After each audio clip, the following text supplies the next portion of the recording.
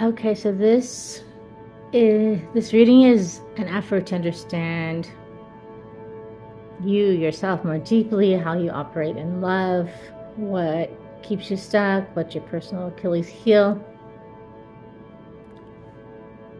So basically, in a nutshell, you have a really hard time believing when someone chooses you, that they mean it. Like, look at all these cups of love.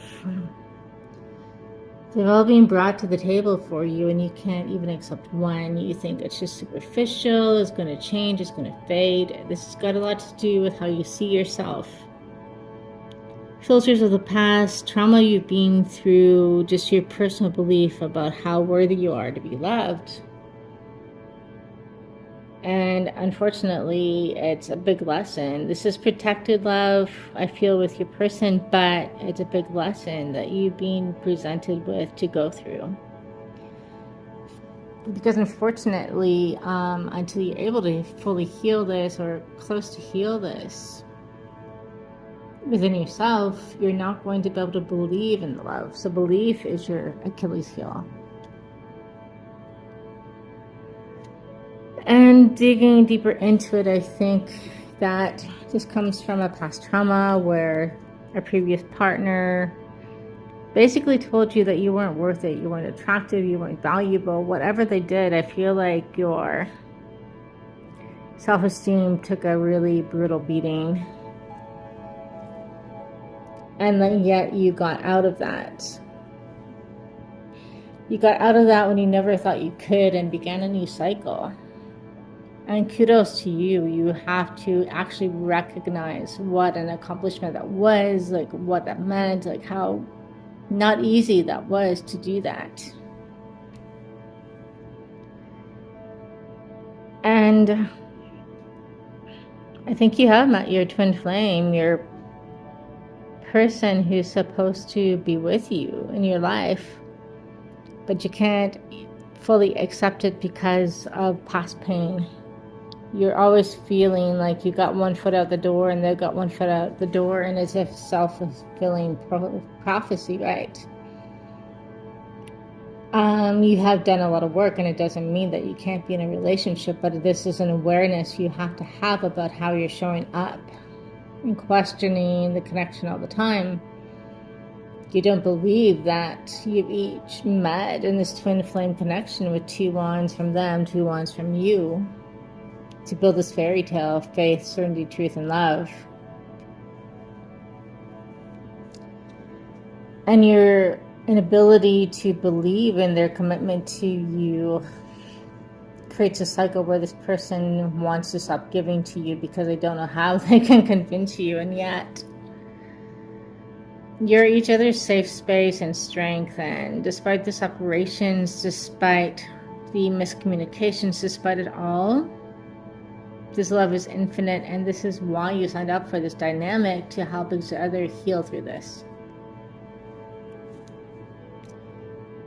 So in this awareness, I feel like you can transmute this pain because you've done so much. You're incredibly strong, you're intuitive. You have to focus on the feeling of the outcome that you want and not the past that you walked away from.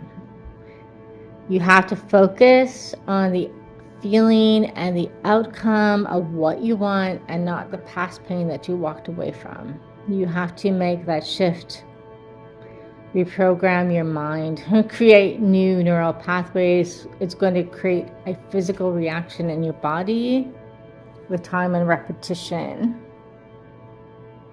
I'm getting try it for 4 weeks and see the change in you. It's going to recreate mentally, emotionally, and physiologically new beliefs about mind, body, soul, passion, love. You have to, this is basically what manifesting is, creating new neural pathways that affect our actions, affect our outlook, affect the whole outcome of our lives, because we make different decisions and take different actions. And it's not something anyone else can do for you, because no matter how much your person assures you, you have to feel this love yourself.